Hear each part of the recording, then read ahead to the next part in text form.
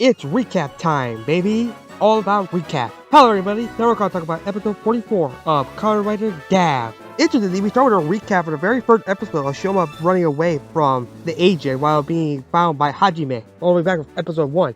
I eventually cut back to the present of modern day Hajime, who I gotta say that puberty hit hard for the actor of Hajime because he sounds his voice became deepened if you hear from the flashback to how he acts in this episode. Like, it's pretty funny and pretty surreal to hear. And yeah, that was been a year started filming, so pretty funny to point out. Anyway, Hajime going with his friends as they actually talk about the writers, actually knowing that Shoma is one of them, remembering his first episode and encounter with him and actually saving him. Wondering they're actually real as they actually come across Shoma and Mane on the other side of the crosswalk. As Shoma recognizes him, and Hajime says that he's the shady person concerning everybody, except Shoma. He's just happy to see him. As they go to Happy Parade, and they try to get along with each other once again, trying to talk about what's been happening in the past few months. As they actually talk full well, knowing that they're writers, considering the fact that Amane also knows that he's a current writer. So they have nothing to worry about when they're talking. And they have more memory of flashback of the adventures that he's been through. And finally said he apologized on his mother's behalf, or the fact that, yeah, pretty much called him a monster, and pretty much apologized that his mother, called him a monster. But Shoma doesn't worry about it. He says it's fine. But it's nice to know about Shoma. I like Shoma. As they're introduced formally to the Gochi-sons, that yeah, it's pretty funny that he never actually called them Gochi-sons until Amane told him about it.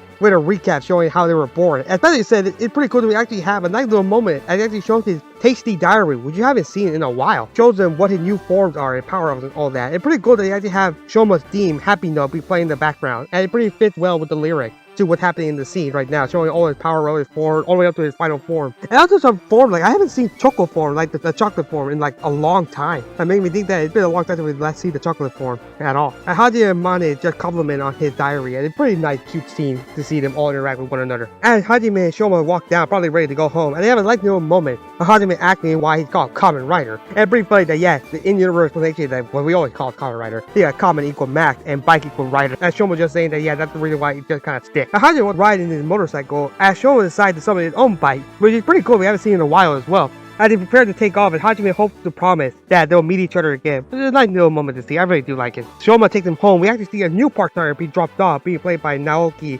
Osaka, pretty much butchered that name, so sorry. As he eats one of the dark trees, I actually showed a video with a new type of agent called a presenter or something, being played by Nico, the actress. It's pretty cool to see a different type of agent with a new suit and like pink and all that, but it's okay. It's just gonna suck that it's only gonna be for this episode only. I don't think we're gonna see it in the following episode, which kind of sucks. But I do like the variation of it. I actually learned the history of the Stomach Inc. with more flashbacks showing how Dente and Zolv created the company, later being headed out to Bolche, and later headed out to Lango at the third generation. And they continue the legacy of the company. It's pretty funny that, yeah, the part-time made a mistake. He actually clicked on the wrong video and clicked the right video within the agent, presenting Niev in a little black room. I explained the car rider that they'll be facing off, actually showing them their power-ups, their missions, and all about them. And explaining how they're actually not somebody to take lightly, especially Hanto. Which makes sense because, yeah, regular humans. Shoma should be avoided. Avoid Shoma at all costs. Which is pretty funny to see for our part-timer. And interestingly, they actually say that never betrayed them, and they actually show Kamen being executed. But I don't think that. Show Kamen being executed. I think that's a like, little transition to actually see Lakia on the couch as he wakes up from a nightmare remembering about Komel's death. Remember to not be betrayed, or well, you'll be slashed by Clodagh, who's actually dead right now, so we don't see who's gonna be killing them. Interestingly, we don't see Kenji, Hanto's little person who kidnapped Hanto's mom, being killed by Clodagh. So interestingly, we don't see him in the flashback. Little recap thing about being betrayed. Oh well, I guess we're not gonna see him anytime soon. Anyway, Lakia wakes up from a nightmare as he's approached by Hanto, who comes into a visit to check on him being beaten up by the butler. And he's just there to actually get more information about Boca, the president. I like to say that he's not really a popular person at all, saying that there were rumors saying that he assassinated his opponent just to get up to the higher up of the power structure of the Granus world. And saying probably getting worried because the next election coming up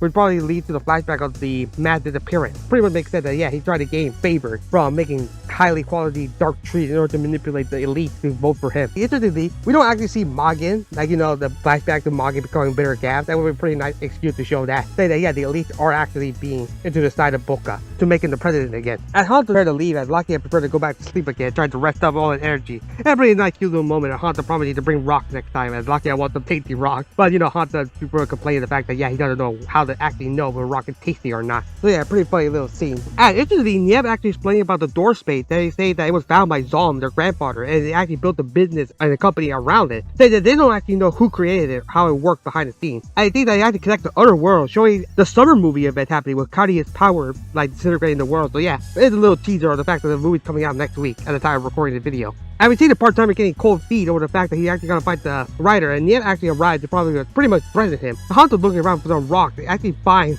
and the part-timer being threatened by Niev. And it doesn't really know that he's actually a part-timer, he just knows he's a regular human, so he just saves them, telling him to run and transform to his super form to fight against Niev. And instantly, Niev gets a little ticked off with the fact he loses his glasses, and then he transforms to his monster form to fight against him. And they had a really cool fight scene with lots of long shots and long takes, and nice shots of the camera movement and all that, even the fact that Hanzo just breaks like bow and arrow, actually breaking it in half, but not before Niev actually uses it to just slash through Hanzo and just knock him down. Not knock him out of transformation just yet, but he just said that he's not there for him right now, he's had to leave. Well, yeah, another Honda L, but I don't care. I love Honda. Honda to go. I love this guy. Instantly, Glota and Shita are having a symbolic death, and they actually seem to remember their last moment with more flashback of the fact that they're dying, or the fact that she won't be seeing Jeep anymore, and also Glota being worried the fact that, yeah, she won't be able to keep her family together at all, and they die in the field of better, which is just kind of symbolic, I guess.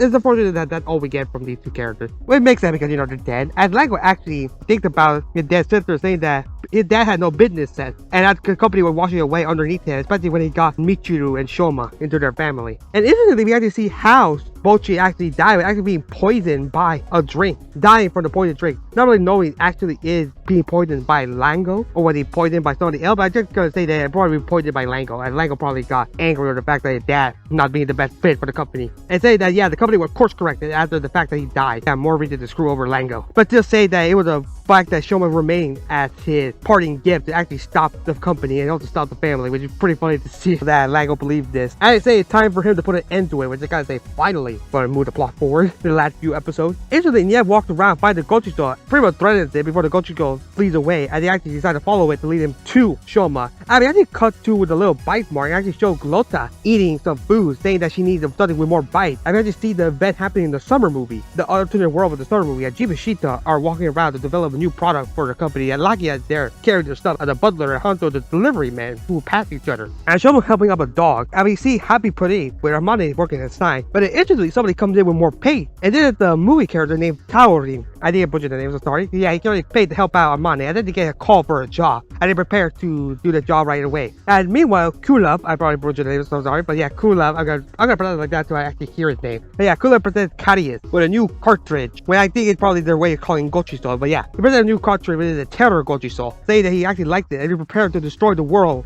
And we briefly see his rider form flash by, and he put the terror Gochiso on his Gavv, and his eyes turn black, and he says Henshin at the episode ends, leading up to the summer movie, which you will not be able to see it until probably December. Yeah, because I gotta take a while before we get sub and release the DVD. Overall, it was an okay episode. It's a recap episode, so it's expected that it's gonna be okay. Not much to say. I like the new information we got about the fact that Lango was the one to kill Bolche and they're actually taking over the company. I would say that Niev actually started to make his move, probably with a preview that we're gonna see him probably team up with Shoma. And we saw that episode and then next week's episode that yeah, he's gonna actually be teaming up with Shoma to plan his scheme. Other than that, not much to say. There was instantly no Boca Lizel. We were interested to see Boca Lizel here. Also, no Jeep. Like, shouldn't Jeep have had a little moment here to have his flashback? Because I feel like Jeep is a more interesting character right now. He had nothing to do with this episode. Kind of disappointed. But anyway, I do like that Hajime came back, and also that Shoma interacting with Hajime. Pretty cool to see. I really like it. But yeah, nothing much to say. Like, it's an okay recap episode. Pretty interesting and pretty weird that we're having it so late. But then we're almost done with the season. But I guess it's just to make an excuse to be a commercial for the summer movie. Which unfortunately is gonna drop a lot of points for me because we don't have a summer movie being released for us next week. We're gonna have to wait a couple months, so for now, this episode is kind of a waste of time for us.